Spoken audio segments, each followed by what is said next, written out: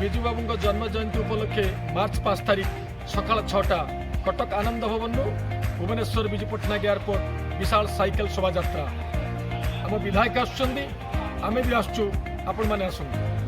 विजु बाबू जयंती उपलक्षे मार्च 5 तारिख दिन आनंद भवन कटक ठारू भुवनेश्वर एयरपोर्ट पर्यंत विशाल साइकेल शोभा यात्रा हम आम विधायक आमे भी जाऊँ आपण मैंने भी जोग दिंतु।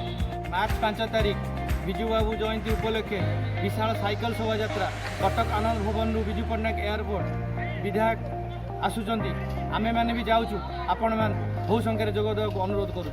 मार्च 5 तारिख विजु बाबू जयंती उपलक्षे विशाल साइकेल शोभा यात्रा कटक आनंद भवन ठारू विजु पट्टनायक एयरपोर्ट पर्यंत आम विधायक जाऊँ आमे भी आसु आपण आसନ୍ତୁ। मार्च 5 तारिख विजु बाबू जयंती उपलक्षे विशाल साइकेल शोभा यात्रा अनुष्ठित होती आम विधायक जीतू भाई जाऊँ आमे भी आसु।